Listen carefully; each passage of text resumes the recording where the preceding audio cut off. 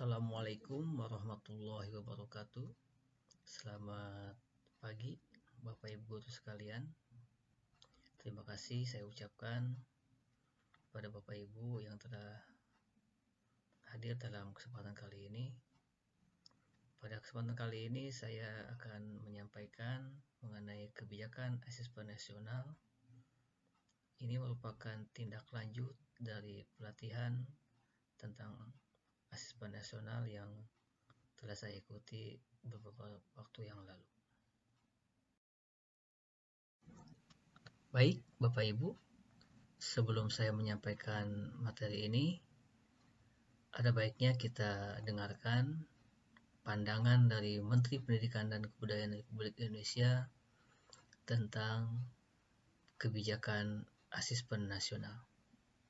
Kita dengarkan bersama-sama. Assalamualaikum warahmatullahi wabarakatuh.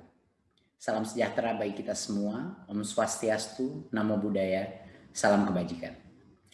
Yang saya hormati Bapak Ibu yang hadir pada acara virtual hari ini.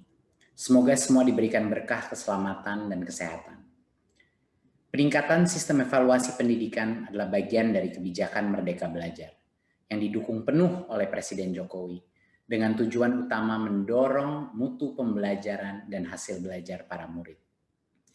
Untuk itu Kemendikbud mengeluarkan kebijakan asesmen nasional yang dirancang tidak hanya sebagai pengganti ujian nasional dan ujian sekolah berstandar nasional, tetapi sebagai penanda perubahan paradigma tentang evaluasi pendidikan.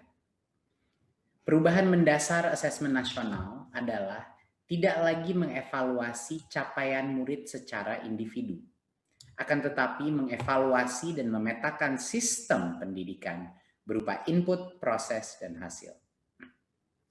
Potret layanan dan kinerja setiap sekolah dari hasil asesmen nasional ini kemudian menjadi cermin untuk kita bersama-sama melakukan refleksi, mempercepat perbaikan mutu pendidikan Indonesia. Asesmen nasional terdiri dari 3 bagian, yaitu pertama, asesmen kompetensi minimum atau AKM. Kedua yaitu survei karakter, dan yang ketiga adalah survei lingkungan belajar.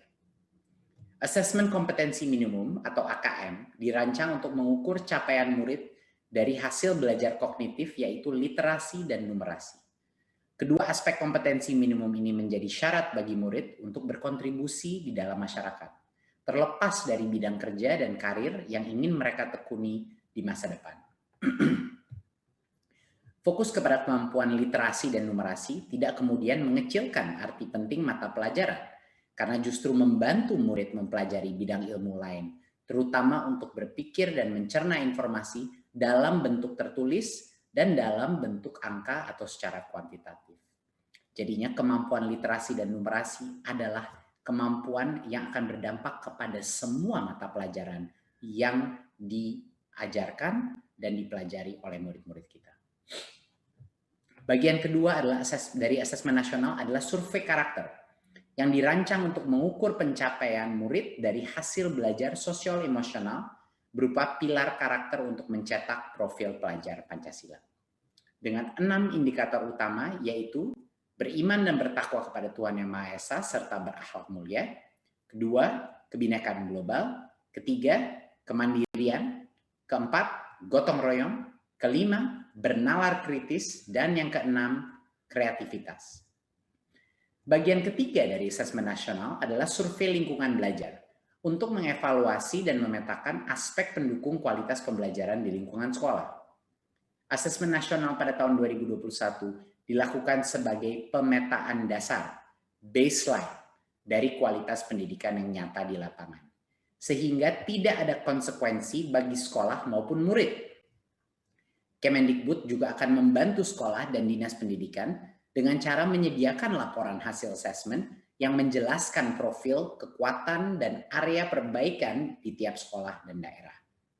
Sehingga sangat penting dipahami, terutama oleh guru kepala sekolah, murid, dan orang tua, bahwa asesmen nasional untuk 2021 tidak memerlukan persiapan-persiapan khusus maupun tambahan yang justru akan menjadi beban psikologis tersendiri.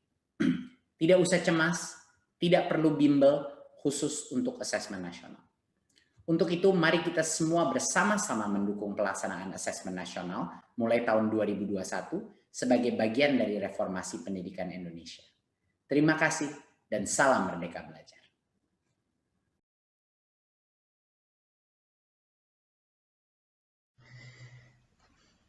Itulah pandangan Menteri Pendidikan dan Kebudayaan Bapak Nadiem Makarim tentang kebijakan asesmen nasional. Baik, untuk memulai materi ini, kita mulai saja. Saya akan membahas tentang definisi operasional dari asesmen nasional. Asesmen nasional adalah program penilaian terhadap mutu setiap sekolah, madrasah, dan program kesetaraan pada jenjang dasar dan menengah. Mutu satuan pendidikan dinilai berdasarkan hasil belajar murid yang mendasar, seperti literasi, numerasi, dan karakter, serta kualitas proses belajar mengajar dan iklim satuan pendidikan yang mendukung pembelajaran. Ada 3 instrumen utama asesmen nasional, yaitu asesmen kompetensi minimum, disingkat AKM, survei karakter, dan survei lingkungan belajar.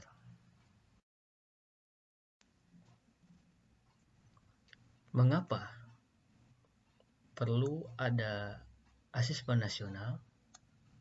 Alasannya yaitu yang pertama, asesmen nasional dilakukan dengan tujuan untuk meningkatkan mutu pendidikan. Yang kedua, asesmen nasional dirancang untuk menghasilkan informasi yang akurat untuk memperbaiki kualitas belajar mengajar yang pada gilirannya akan meningkatkan hasil belajar murid. Asesmen nasional menghasilkan informasi untuk memantau perkembangan mutu dari waktu ke waktu dan kesenjangan antar bagian di dalam sistem pendidikan. Asesmen nasional bertujuan untuk menunjukkan apa yang seharusnya menjadi tujuan utama sekolah, yakni pengembangan kompetensi dan karakter murid.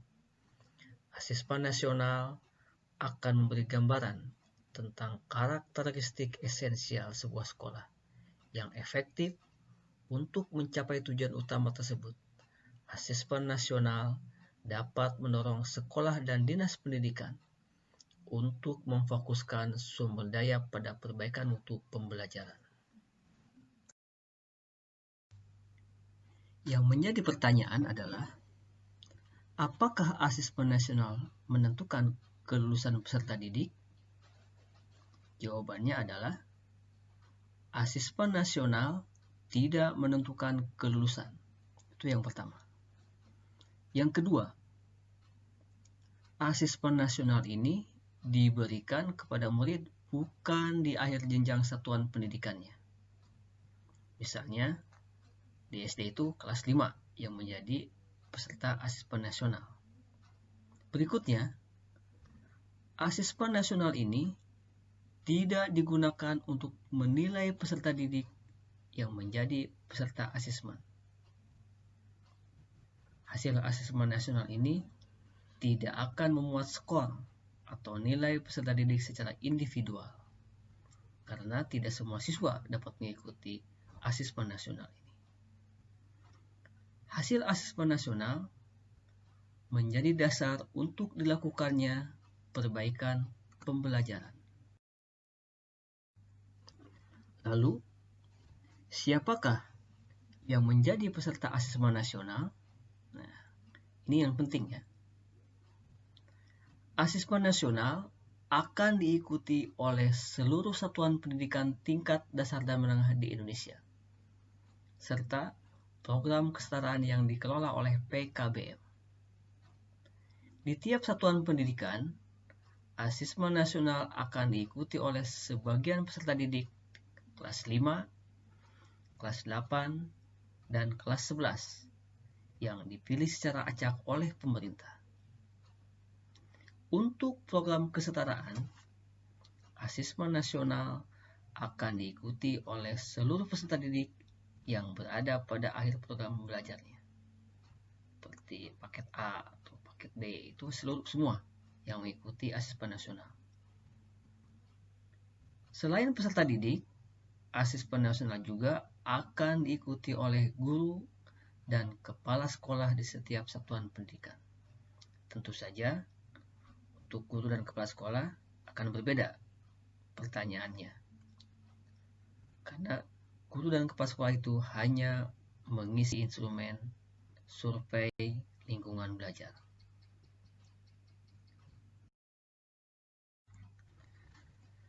Mengapa yang menjadi sampel adalah murid kelas 5, 8, dan 11? Kita mantapkan lagi pembahasan yang telah saya lewati tadi. Pemilihan jenjang kelas 5, 8, dan 11 dimaksudkan agar murid yang menjadi peserta asesmen nasional dapat merasakan perbaikan pembelajaran ketika mereka masih berada di sekolah tersebut. Jadi kalau misalnya siswanya nilainya kurang bagus, akan dilakukan perbaikan pembelajaran ketika mereka masih duduk di sekolah tersebut. Berbeda misalnya kalau kita berikan kepada siswa kelas 6. Nah, mungkin siswa kelas 6-nya sudah lulus karena sudah dan tidak berada di sekolah yang dia berasal. Kemudian, murid kelas 5, 8, dan 11 telah mengalami proses pembelajaran di sekolahnya, sehingga sekolah dapat dikatakan telah berkontribusi pada hasil belajar yang diukur dalam asesmen nasional.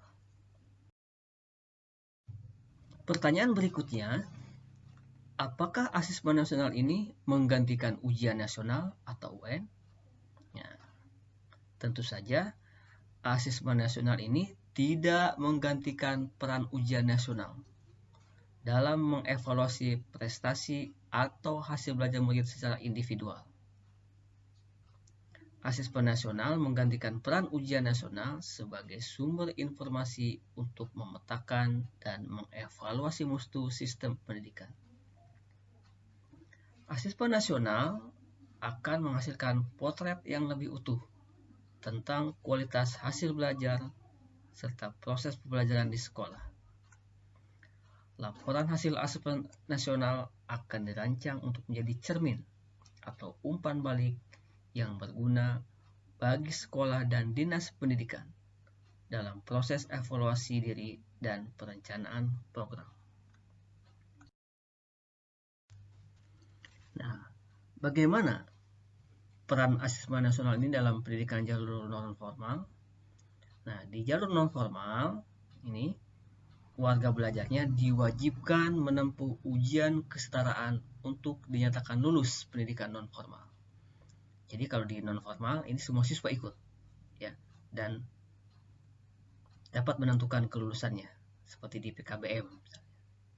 Kemudian pada jalur non formal ini, asesmen nasional merupakan ujian kesetaraan yang menjadi salah satu syarat kelulusan.